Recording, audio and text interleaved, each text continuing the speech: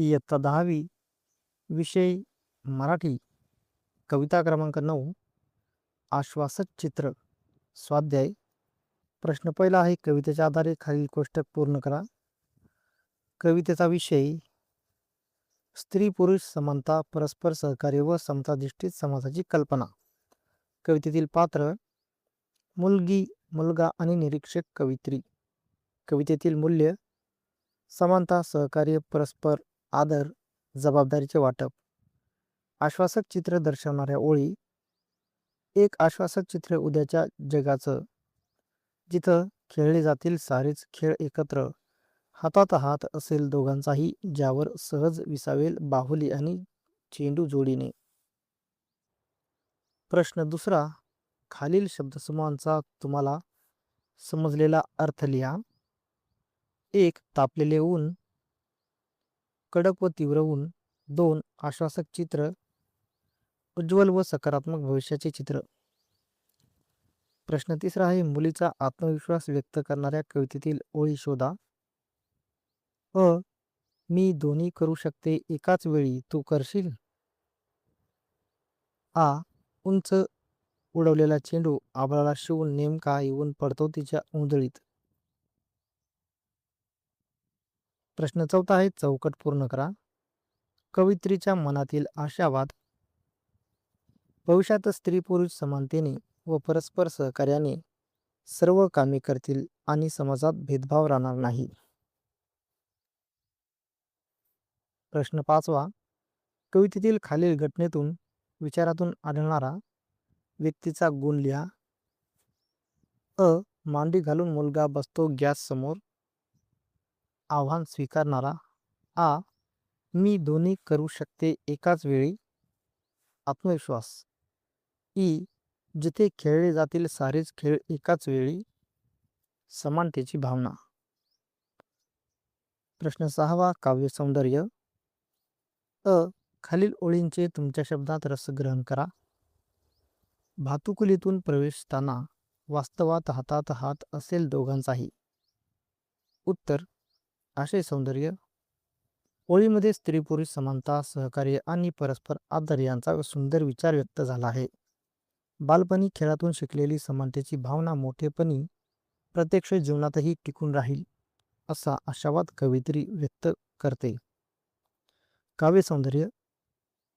भातुकलीतून प्रवेशताना वास्तवात या शब्दातून बालविश्वातून वास्तविक जीवनाकडे होणारा प्रवास प्रभावीपणे चित्रित झाला आहे. हातात हात ही प्रतिमा स्त्री पुरुषातील एकोपा, सहकार्य आणि समतेचे प्रतीक आहे. भाषिक सौंदर्य. सोप्या, प्रवाही आणि अर्थगर्भ शब्दात विचार मांडला आहे. हातात हात हा शब्दप्रयोग काव्याला भावस्पर्शी बनवतो. अल्प शब्दात मोठा सामाजिक संदेश देण्याचे सामर्थ्य या ओळीमध्ये दिसून येते. आ. ती म्हणते मी दोन्ही करू शकते एकाच वेळी, तू करशील. या ओळीचा तुम्हाला कळलेला अर्थ स्पष्ट करा. उत्तर. या ओळीमध्ये मुलीचा आत्मविश्वास, कर्तृत्व आणि स्वावलंबी वृत्ती दिसून येते. ती केवळ घरकामच नव्हे तर इतर क्षेत्रातील कामेही समर्थपणे करू शकते, हे ती ठामपणे सांगते. स्त्रिया एकाच वेळी अनेक जबाबदाऱ्या यशस्वीपणे पार पाडतात याची जाणीव या ओळीमधून होते. तसेच मुलाला विचारलेल्या प्रश्नातून पुरुषांनीही घरकामात सहभाग घ्यावा असा संदेश कवयित्री देते. स्त्री पुरुष समानतेचा विचार या ओळीमधून प्रभावीपणे व्यक्त झाला आहे. ई. कवितेतील मुलगा आणि मुलगी कशाचे प्रतिनिधित्व करतात असे तुम्हाला वाटते? तुमच्या शब्दात लिहा. उत्तर. कवितेतील मुलगा आणि मुलगी हे केवळ दोन बालपात्रे नसून संपूर्ण समाजातील स्त्री आणि पुरुष यांचे प्रतिनिधित्व करतात. मुलगी स्त्रियांच्या आत्मविश्वास, कर्तृत्व आणि बहुआयामी क्षमतेचे प्रतीक आहे, तर मुलगा बदल स्वीकारणाऱ्या आणि सहकार्याची भावना असणाऱ्या पुरुषांचे प्रतीक आहे. या दोन्ही पात्रांमधून समता, परस्पर आदर, सहकार्य आणि जबाबदाऱ्यांचे समान वाटप या मूल्यांचे प्रतिनिधित्व केले आहे.